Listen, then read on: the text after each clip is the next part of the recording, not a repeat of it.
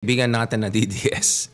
Biglang next thing I know, mahilig na sila sa people power. Talagang EDSA mode na sila. At sabi ng dating Pangulong Duterte, magdi-dictatorship na. Medyo, para sa akin, medyo weird yan. Kasi naalala ko parati sinasabi niya, weak leader si BBM. Ngayon biglang diktador na. Parang wait lang, ano ba talaga?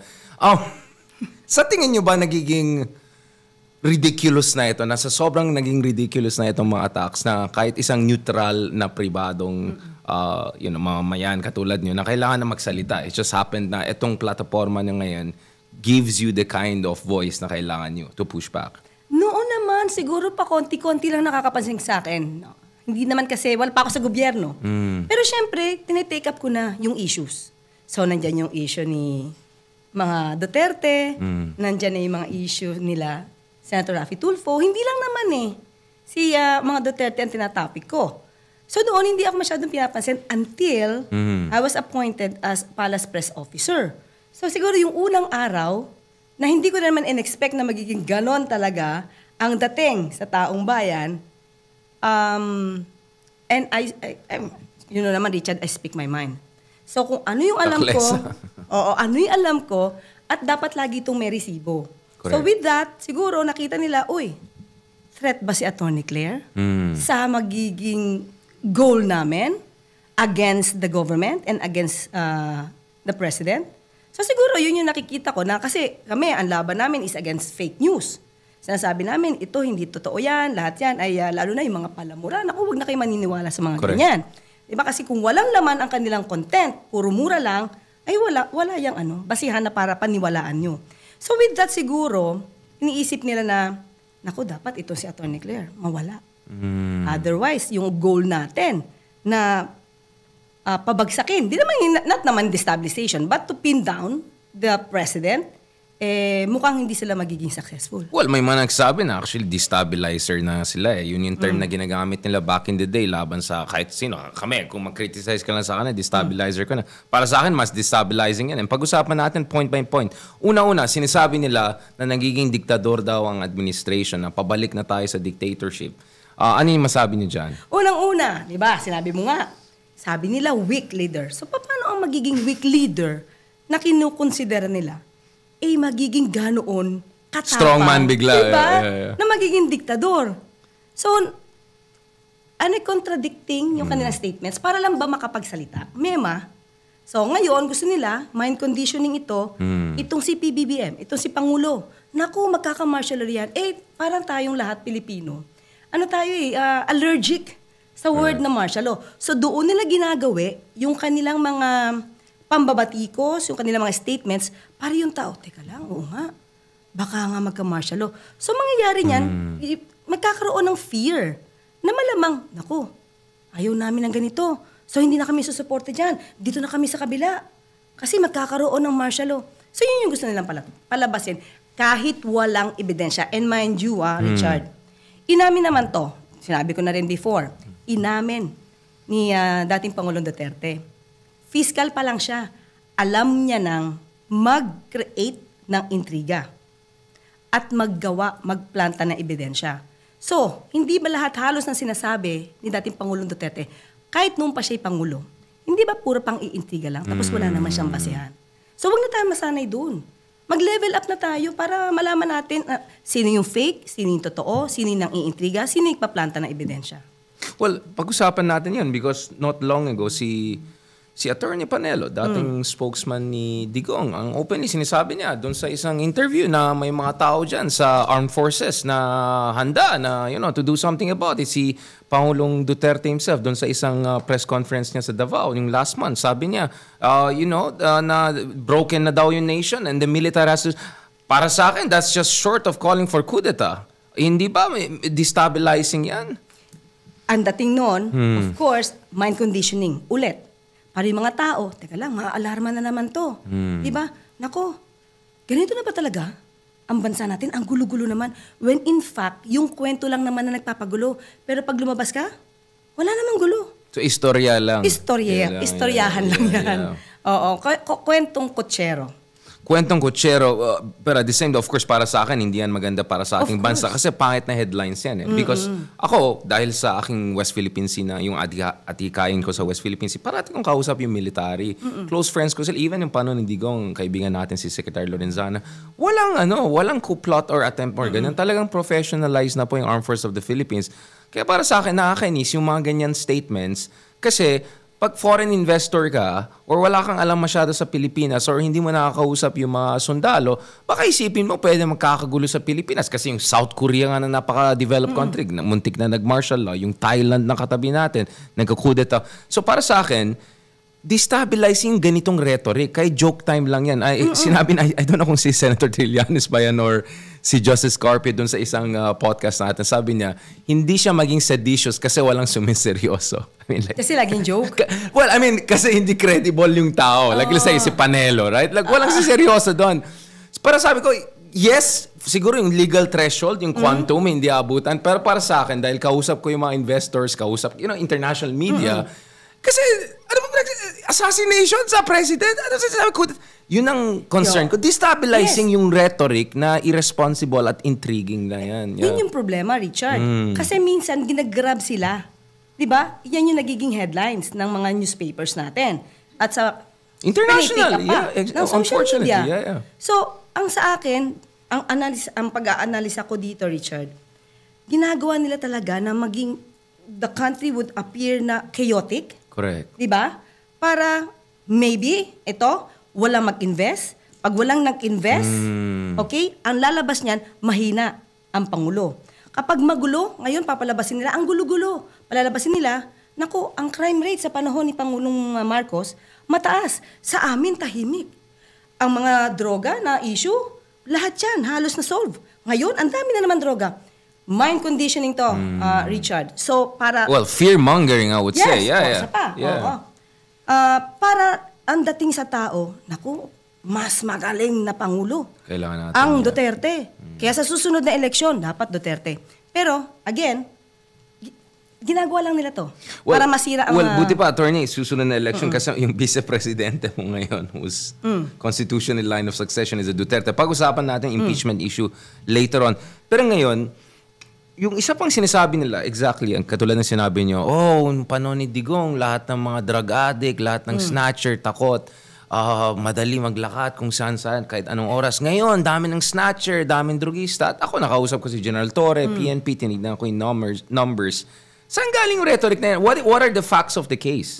That's why, lately, ito lang, parang nagkaroon ng podcast si Mayor Baste. Tinanong sa akin kahapon sa press briefing. Sabi ko, meron na naman pala. Wait, may podcast si Baste? Nag-podcast na sila. Meron siyang channel, right? Yeah.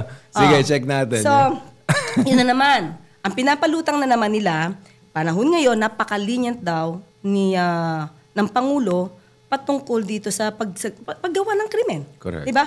Pero sabi ko, okay, kung yan ang sinasabi mo, ipakita mo yung Ebidensya. statistics mo, data mo, hindi puro laway lang.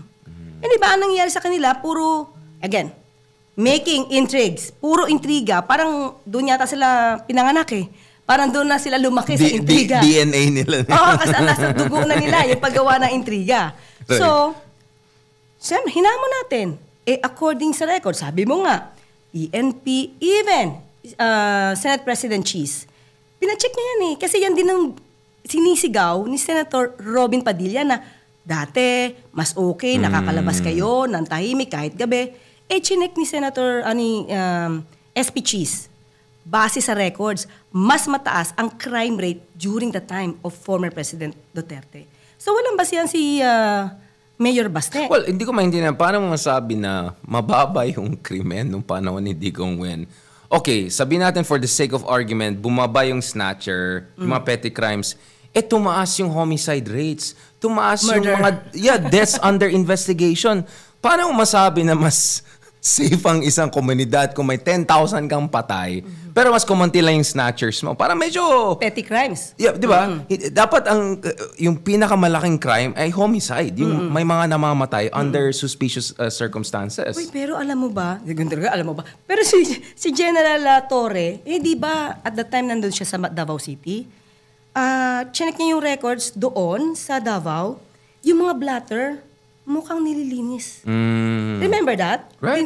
Doktor. So, ibig sabihin, ibig sabihin, nakita ni General Torre, teka lang, hindi nyo lahat nangyayari. Yung lahat na nangyayari dyan, hindi nyo nilalagay. So, lumalabas tuloy, mukhang ang linis-linis. So airbrushed yan. Na-photoshop nila yung numbers nila sa Davao. Because pag tinignan mo yung homicide rates, Davao isa sa pinakamataas, if not pinakamataas. In fact, even traffic na nga, pinakamataas sila sa bansa. So ang sinasabi natin basically dito is, hindi lang intrigero, hindi lang istorya, medyo budol. Budol King. Yes, Yun ang tawag ko. Now, speaking of Budol King, balikan natin yung issue ng drug war ni Digong. Kasi proud na proud sila na panahon nila, lahat maayos, gano'n. Eh sabi na, 3 to 6 months. Wala na mga kriminal, wala na mga drugista. Ano yung true track record? Because base sa pagkaalam ko, walang tunay na big fish na nahuli. Eh, yung isa nga, bumisita pa nga kay Digong sa Malacanang. Alam na natin, letter P at letter N. Next thing you know, biglang nawala, I mean, no offense pero yung mga nahuhuling mga supposed drug lords na iba, hindi mga big fish mga yan. What is the real score base sa mga ebidensya na meron tayo from PNP and mga others pagdating dito sa issue ng drug war ni Digong? Budol ba yung drug war niya? In a sense na, wala namang big fish na nahuli eh. Maraming nagsasabi, di ba? Yung mismo nakakaalam ng mga records, hindi naging successful yung sinasabing war on drugs. Kasi ito lang. Tandaan natin, napakalaki nang nawalang shabu doon sa sinasabing magnetic lifter. Yeah. Doon pa lang. Tanong natin, tao mo nasa loob. La Peña, POC Commissioner, bakit si La Peña at that time dinideny na meron lamang shabu yun? Isabi ni dating PIDEA Chief Paul Aquino, inupuan yan eh. Inupuan niya ng sniffing dog. So meron yan. Nasaan? O ba't hindi nila yun napakita? Hindi nila yun nahanap? Ang balita lang sa news, sa ibang mga nabasa natin, kumalat yata yan sa Mindanao. Balita lang yun. Well, sa Quadcom, lumabas din yan. And si Senator Trillanes sa mga others, meron silang teorya na actually, hindi lang budol yung war on drugs. Baka fig leaf lang yan. Baka, pang-distract lang yan from a different bigger operations. Now, obviously, hindi tayo nandito to litigate that case. Yes, ang sinasabi lang natin, baka hindi lang ito destabilization and intrigue, baka nagdi-distract din sila dahil questionable yung record nila. I mean, tarin natin, bakit si Basa hindi tumatakbong mayor? Bakit pumasok pa yung tatay niya? Kung magaling talaga sila sa Davao. Diba? Yeah. Bakit biglang hindi na siya tumatakbong mayor? Yes, diba? kung talagang magaling siya, di ba dapat, mas bata siya. Exactly. Yung si dating Pangulong Duterte mukhang hirap ng lumakad. So bakit kailangan niyo pa siyang pahirapan kung kayo na mismo magagaling dyan? Exactly. So, yung pa lang alam natin may mga kulang. Now, so ano yung pagkakaiba ng kasalukuyan na administrasyon pagdating dito sa issue ng war on drugs? Dahil tuloy naman yung war on drugs, except iba yung methodology at paraan. What's the difference? Okay, sa nababalitaan natin. And gaano ka-effective base sa alam natin? Sa nababalitaan natin, maraming nahuhuli. Yung pumapasok dito ng mga droga, maraming nahuhuli. At yan naman nasa records din. Siguro ang difference nga ito, walang dugo na dumadanak. Sa paghuhuli or kahit sinasabi natin war on drugs, walang dugo na dumadanak. Unlike before, meron pronouncement at inamin din ni dating Pangulong Duterte na ini-encourage niya pa. Ino-order niya yung police. Sabihin dun sa mga suspect. Suspect pa lang to ha, nahuli. Encourage them to fight. Anong reason? Para nanlaban, no? Yeah. Pag in-encourage mo yan to fight, yung self-defense, kunwari ng mga police, ma-justify. Yun yung reason doon. Kaya encourage them to fight. The problem is, inaamin niya yung mga strategies niya. Labag sa batas yun. Imagine mo, pag pulis ka, nahuli mo, pusasan mo, ikulong mo, patrial. Dapat may due process. Sa panahon ni dating Pangulong Duterte, as compared today, walang due process noon. Pag ikaw ay pinagbintangan, suspect ka pa lang, wala pa talagang ebidensya, wala, kill na agad. Yun yung pagkakaiba. And sa tingin niyo, mahalaga yung mga hearings, yung mga investigations na nangyari. Obviously, separation of powers, executive, iba yan sa legislative. Pero bilang isang attorney, bilang isang officer of the court, in the past or at least, sa tingin niyo, mahalaga itong mga hearings na nakikita natin. Kasi kailangan natin pag-usapan yan in the context also of the Sara impeachment. Dahil doon sa Quadcom hearings, hindi lang lumabas yung mga alleged anomalies or anomalous activities sa ilalim ng pamumuno ni Sara Duterte sa Department of Education, lumabas din yung mga allegedly, yung baho, yung mga anomalies, if not, really violent practices under the whole Duterte family. Kumbaga yung franchise nila, di ba? Again, I know you're speaking for the Malacanang, iba yung Quadcom, pero ano yung basa niyo on those hearings? As a lawyer. As a lawyer? As a lawyer. Hindi siguro malalaman din ng taong bayan kung hindi nagkaroon ng Quadcom hearing. Kung hindi nagkaroon ng hearing ang Committee on Good Government. Okay? Kailangan din ito malaman natin kung tinatago ito, especially the confidential funds. At the time of former President Duterte, minanggit ba niya yung tungkol sa confidential funds? Hindi daw nga siya magre-report dahil confidential yan in nature. Pero may guidelines, Richard. Yeah. Dapat yung sundin to. Hindi pwedeng sabihin na, confidential to eh. Hindi namin pwedeng sabihin sa inyo. That's wrong. May guidelines to. Kahit nga si Ma'am Heidi Mendoza eh. Yes. Alam niya kung anong guidelines. Hindi pwedeng walang report, tapos alias lang.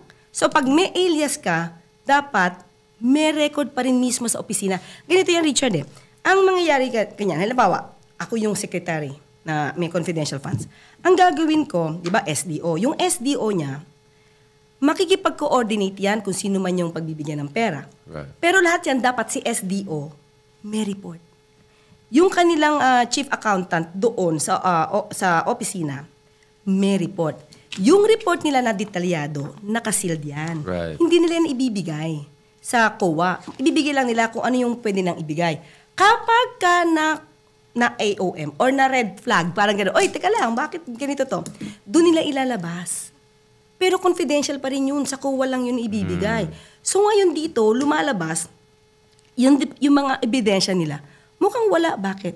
Sabi ni SDO, Gina Acosta, di niya alam. Wala siya alam. Chief Zuleika, Chief of Staff, Attorney Zuleika, wala siyang alam. Lahat ng accountants niya, walang alam. Mukhang nakakaalam lang yung pinagbigyan ng pera, saka si VP Sara. Mukhang dalawa lang. So, anong nangyari sa inyo? Anong klaseng INUTIL kayo dyan na wala kayong kaalam-alam pagdating sa pera? Sa tingin ko, mukhang yun na yung naging strategy nila. Don't tell anything. Yun basa ko. Well, mahalaga ito kasi ang konteksto din ngayon is yung isa sa mga pinakamalaking attack ng Duterte camp laban sa administration. At kasama din dyan yung mga ibang kasama natin na progresibo din, na well-meaning at well-intentioned is ina-attack nila yung GAA, yung General Appropriations Act. Ina-attack nila yung ayuda daw na issues, yung PhilHealth, among other things. Para sa akin, parang wait lang, if this is coming from the Dutertes, sila yung progenitor ng itong confidential fund. Well before si Pinoy ay nagkaroon ng very limited confidential fund. And Office of the President yan, may threat sa kanya, pwede siya ma-assassinate. Meron na yan sa Davao. And yung panahon ni Digong, yung parang confidential fund ni Sara Duterte sa Davao, talo pa yung Makati and Quezon City. For past 4 years na pagiging mayor niya, parang 460 million a year ang confidential funds. So, billions over the years. Yes. Ang question ganito. Nung tinanong siya sa Senate hearing ni Senator Riza, paano mo ito ginastos? So, confident siya. Si VP Sara at the time. Ginastos namin, yung confidential at the time na siya, nasa OVP na siya. Or DepEd yata yun. Basta confidential na nasa panahon na ng PBBM. The 125 yata, if I'm not mistaken. Ginastos niya sa libreng sakay, libreng tinapay, magnegosyo, something like that, di ba? Tree planting. Right. Okay. Kung isipin natin, kung ganyan ka gumastos at inamin mo na pinaglaanan mo itong mga proyektong ito ng confidential funds mo at the time na ikaw yung VP at secretary ng DepEd, di ganyan din kung paano mo to ginastos nung mayor ka. Hindi yun dapat. Modus operandi na yan, kumbaga, yeah. Hindi ang yun ang dapat pagkagastusan ayon sa batas. Hindi yun ang supposed to be na mga dapat mong bayaran using confidential funds. So, ibig sabihin nung mayor siya, may questionable practices na. mali na yung kanyang paggasta. Pero ba't hindi na question? Is it because presidente ang tatay niya at that time?